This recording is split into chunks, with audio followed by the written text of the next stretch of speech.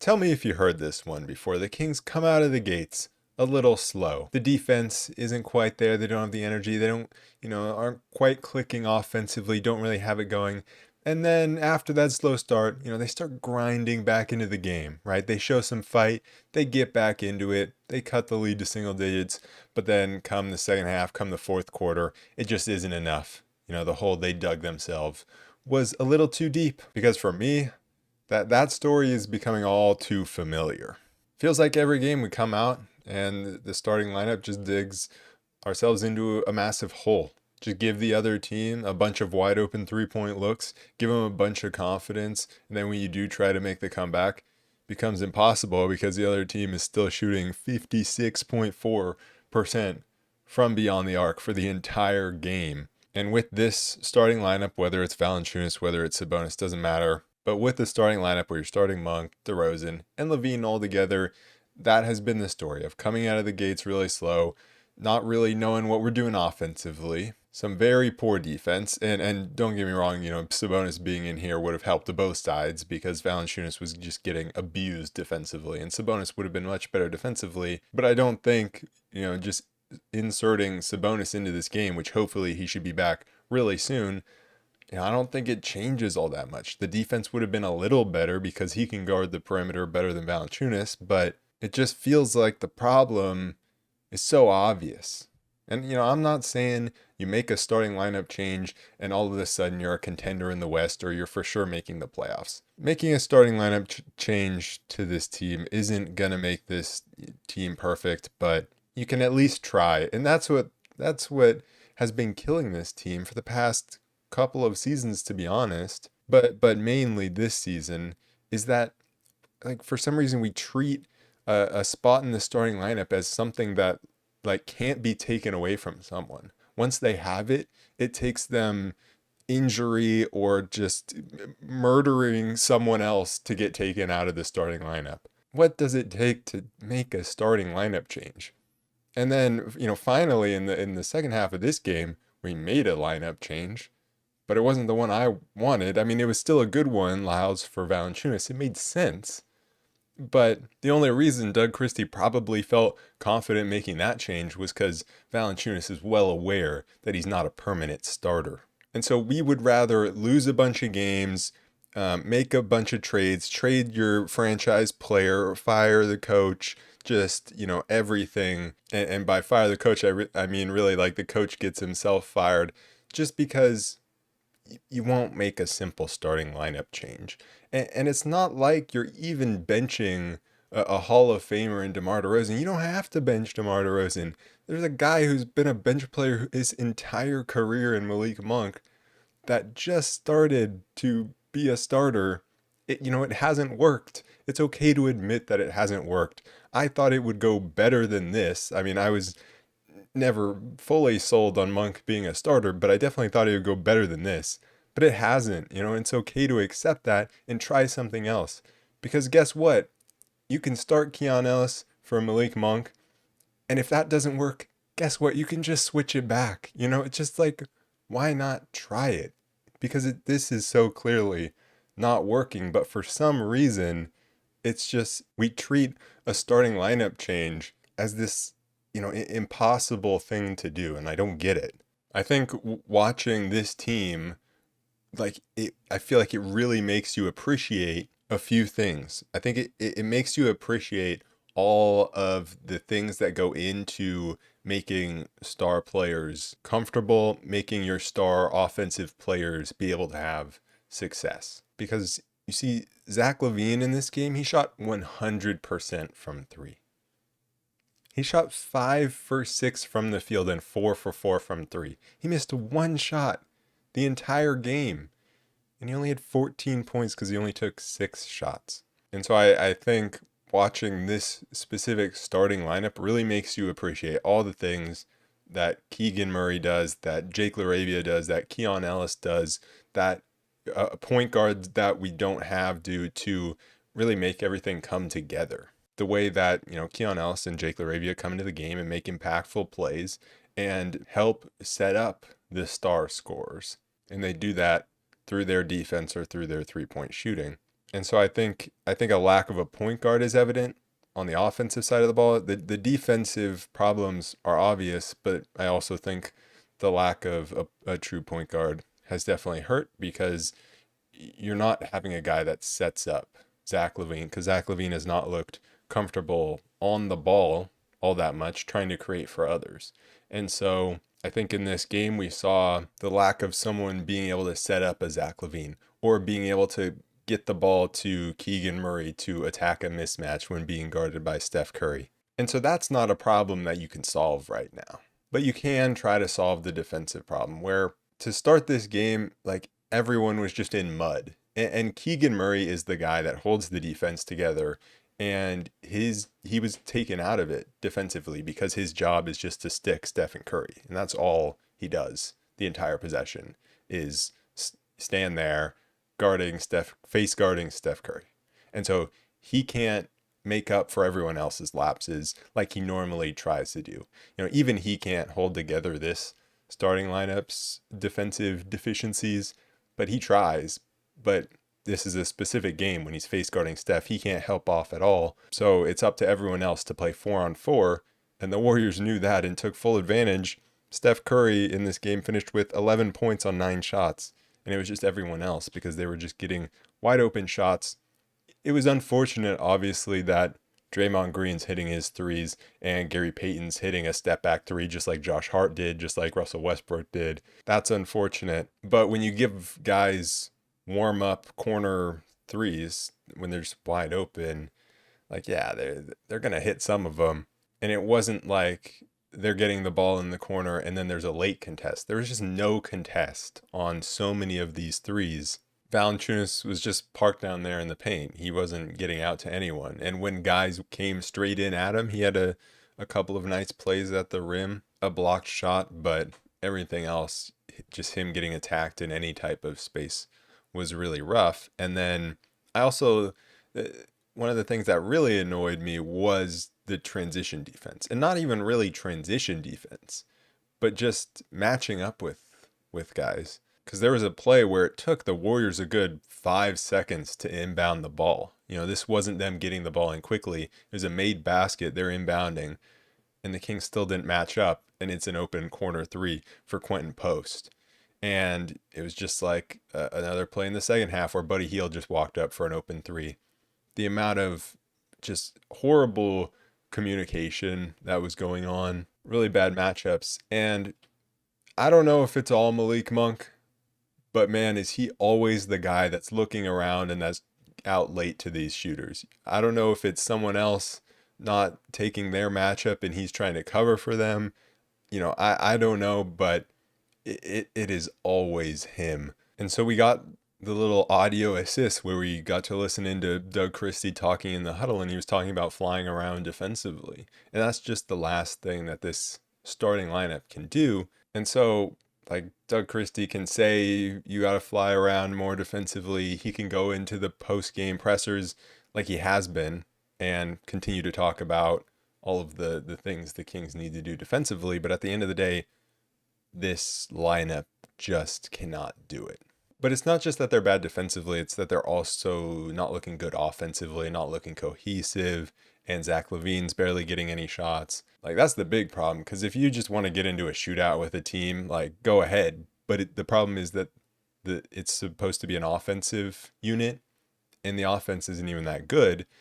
In fact, the offense is probably better when your more defensive guys are in there because they're making defensive plays, allowing you to get out in transition. In transition is where Zach LaVine got a ton of his baskets, a ton of his few baskets. And look, I ever since the trade, the De'Aaron Fox trade, I have thrown my expectations that I had for this team at the beginning of the season, which were pretty high, out the window, right? I've thrown those out the window. And so now I just want a team that's competitive, that I understand isn't going to be a top team in the West or anything like that, but just one that's going to compete and that is fun to get behind, and a team that just doesn't do anything defensively like we saw at the start of this game.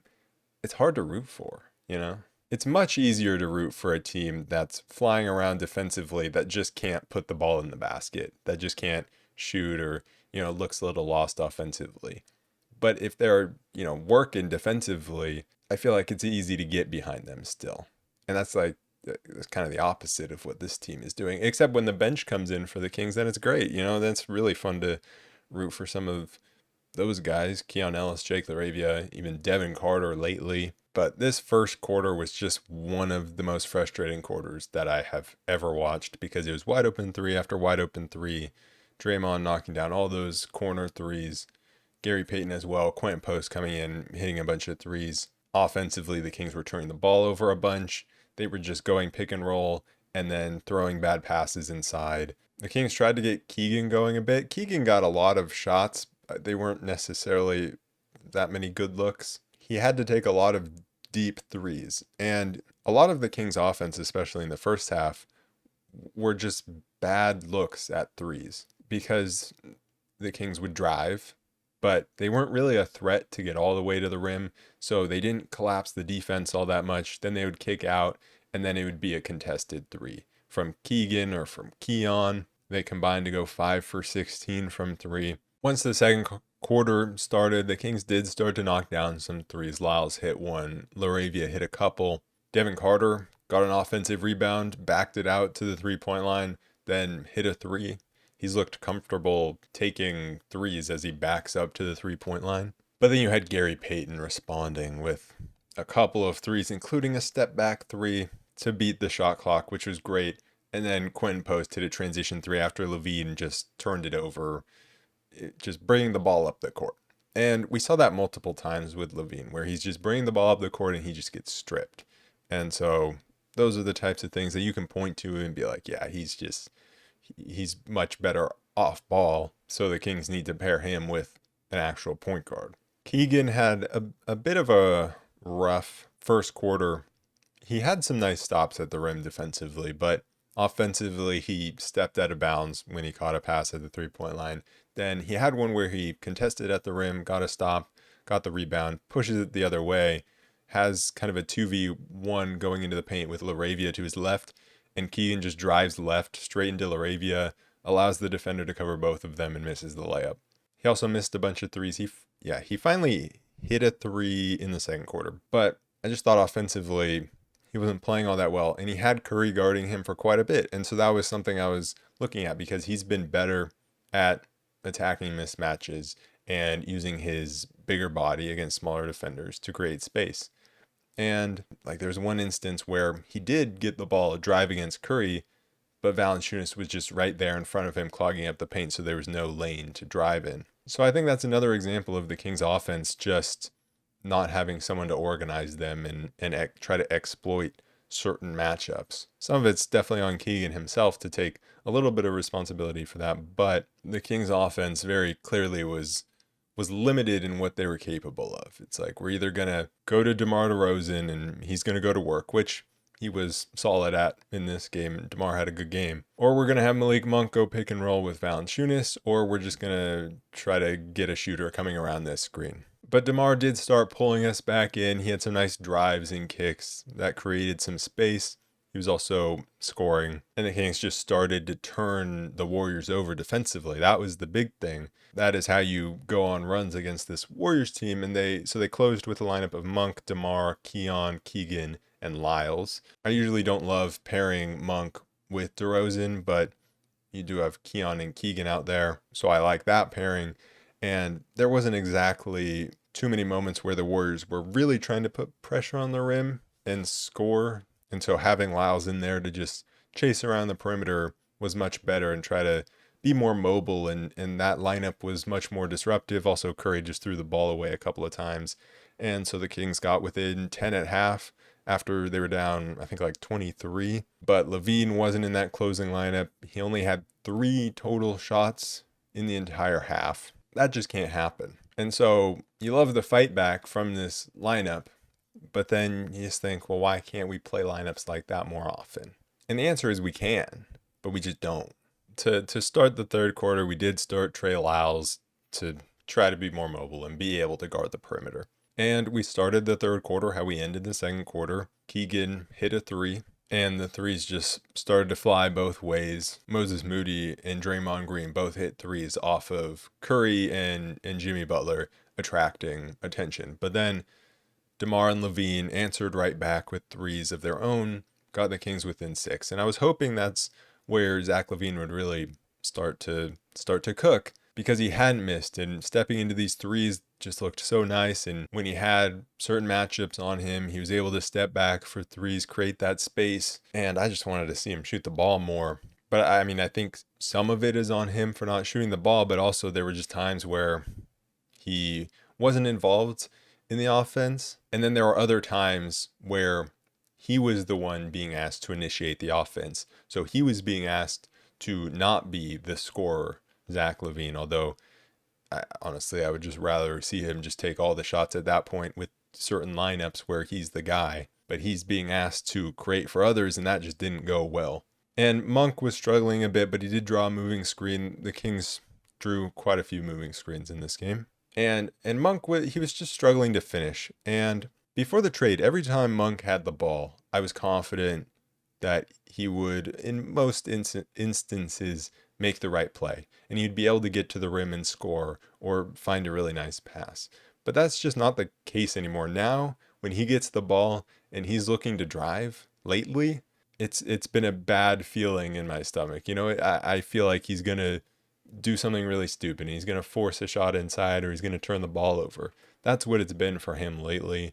And he hasn't been able to hit threes either. And so he attacked, missed. Lyles got a tip in there. And, you know, the Kings were really making a push. Curry hits his 4,000th three. The crowd goes crazy, but LaVine just answers right back with a three of his own. So, you know, the Kings were right there making that push. DeMar got to the line. The Kings just started to get to the free throw line a lot.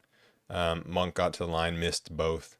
They were missing quite a few free throws at that time, but they were getting there a lot. And DeMar was the main guy. He got an and one, a couple of other trips. But at that point, the Kings just started trading twos and ones sometimes, because they were missing free throws or even zeros, for threes on the other end, because Moses Moody was getting open a lot. Curry was just like generating these open looks. Then Buddy Hield came in, got two just wide open threes. One, just him bringing the ball up in transition and nobody going to him. And another one where the Kings blitz Curry and leave Buddy open. So offensively, the Kings were fine, but even with some of the adjustments the Kings tried to make defensively, it wasn't enough. And this is kind of one of the moments where I feel like the damage is done with how you started the game, where you give guys confidence. When guys are able to, right out of the gate, just step into some threes and they see their teammates making threes and everything's going down offensively and they're just getting these warm-up looks inside the game, then later on when you do make some adjustments defensively and you feel like you have a little bit of a better game plan, but now they're still knocking down these threes because you've given them their confidence. Because some of this game you can chalk up to getting unlucky that some of these guys were hitting threes. But when it happens time after time after time like this, only a certain part of this is luck. You know, it's only a certain part that Draymond and Gary Payton are knocking down all of these threes, and Quentin Post and Moses Moody. Like, yeah, if you just do the exact same thing, if you're playing the Warriors tomorrow and do the exact same thing, do they knock down 50+% from three? No, probably not. But they're still definitely going to shoot a good percentage. And when it happens time after time, it's very clear that there is something to it, that when you just start out so weak defensively, it carries over. And the Kings started, they sold out for a few steals that didn't go their way, had some turnovers there. But I liked what the bench brought. Lyles knocked down a couple threes, and Jake LaRavia was having a really good game. He was knocking down a few threes in this game, and then in the third quarter, towards the end of the third quarter, he was driving to the basket. And these past few games, he's been much better going to the basket. When he first got to Sacramento, him trying to create things off the dribble was extremely scary. Like, it didn't look good. He was out of control. He's been better lately, and he's actually been getting to the rim, in control of his body and finishing. So I've loved what Jake LaRavia is giving the Kings, and I want them to keep him so badly. Because like I was talking about earlier, when you have a team that just doesn't seem to have a very high ceiling, when you have a team that's not going to win a playoff series or anything like that, you just want these guys that you're able to root for. And Jake LaRavia is one of those guys that's extremely easy to root for because of how he plays the game. And so I would love if the Kings this year, but also going into these future years, lean into those type of guys and really lean into your Keegan Murray's, your Keon Ellis's, Jake LaRavia, Devin Carter, like that. Because to start the fourth quarter, LaRavia immediately got a steal and a score. He also had a really nice drive and dish to Keon down low. That was a really nice pass. And he contributes a lot defensively. He didn't have a rebound in this game. That might be the first time he hasn't had a rebound in a game for the Kings. But he was doing some great things. But the Kings, they tried to stay in it in the fourth quarter.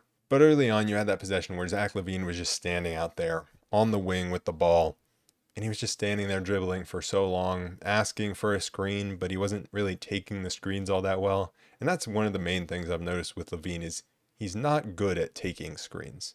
And he doesn't set up his man very well to go into these screens to get any space. He just kind of stands there, dribbles points, and then just dribbles around the screen. And his man just always follows him right over. You know, there's no putting pressure on his man to back up and then set him up to, you know, go into a crossover and accelerate and brush shoulders with the screener. There's none of that. Like, he just stands there and waits for the screen. And so that's one of the things that really makes him struggle to create anything by himself when he's the one being asked to do that. And he got pushed out so far on the perimeter that he took a backcourt violation. Like that, you never see that. The Kings went to his zone, had some good defensive possessions, got some deflections, but it just wasn't enough. Moses Moody just couldn't miss. Keon Ellis had some really nice offensive moments, but the Kings defensively just couldn't get stops. They were getting back cut to death. There was a play where Jimmy had it in the post, and both LaRavia and Monk are just kind of standing in no man's land, looking at him, not going to double, also not defending their man, and Warriors just got an easy layup off of it. And so the Warriors just pulled away late, back cutting us to death, really. So looking at some individual performances, DeMar had a really solid offensive game. He went 8 for 13 and 7 for 8 from the free throw line. 0 for 2 from 3. Of course, he had, I feel like, a couple of long twos. Yeah, he must have, because I thought he hit 2 threes. But no, here he is, 0 for 2 from 3. But 23.7 assists on only 1 turnover. DeMar, you know, he continues to do what he does, and that's positive for the team. He just kind of goes out there and no matter what is producing, but it's really about what happens around him that needs to improve. LaVine, like I said, 14 points on 4 for 4 from 3, but those 5 turnovers to only 4 assists. A team low minus 34. Yeah, I don't, plus minus doesn't really mean anything, but it's pretty bad. So a rough game. It's wild for a guy to shoot that well in terms of percentages, but to have that bad of a game. Monk 3 for 13 from the field, including 0 for 5 from 3 and 1 for 3 from the free throw line.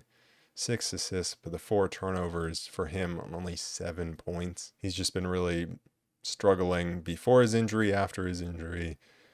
It's all been struggles. And then Keegan went 2 for 10 for only 6 points. Valanciunas went 2 for 7 for only 5 points in 14 minutes. Got his 9 rebounds, though. He's always going to get those. The bench is really the guys who made a really big positive impact, with Keon going for 18 and 4 assists, 7 for 12 from the field. He showed off all kinds of things, whether it was the 3-point shot, going into a little floater, attacking the rim and finishing.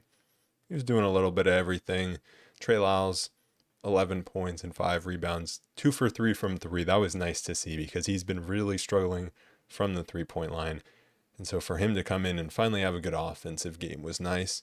LaRavia, 13 points on 5 for 7 from the field. And Devin Carter chipping in 5 points, couple of assists. Obviously some of that in garbage time, but lately he's been coming in and making positive impacts. So that continues to be good to see. The next game is against the Phoenix Suns. Kings are 2-0 so far against the Suns. They're 30 and 36. They're really fallen out of even a chance at the 10th seed at this point. So the Kings could put them to bed here. You know, a win here, winning the season series, definitely make sure they can't catch us. That would be nice. The Suns have actually been doing some nice things for us because they beat Dallas, they beat the Clippers, but then they're losing to everyone else. So, you know, they're trying to help us out here. It will be a second night of a back-to-back for the Kings, but maybe we get Sabonis to play because he was questionable coming into this game. Hopefully we get him back. And we just need to see the Kings outwork the Suns defensively. Because the last two games with the Kings, 130 points to the Warriors, 133 to the Knicks. After we had seen some great defensive performances against the Clippers, and you know the Spurs are not exactly an offensive threat, but still good. And the Nuggets with the game plan against Jokic, which I thought they executed well. And obviously there is a common factor of what changed between those. Although, you know, New York and Golden State are better teams than the ones we played previously, but then there's also Malik Monk coming back into the starting lineup. So I would love to see a starting lineup change. That's not just Sabonis coming back into the starting lineup, obviously. But no matter what, the defense just has to be better than it was at this game, even if it's the same starting lineup. Just matching up in transition, making sure you're not just giving up these wide open threes for nothing. Anyways, that is it for this episode of the Roll Report. I will be back tomorrow to recap that game against the Suns, so I'll see you guys then. Peace.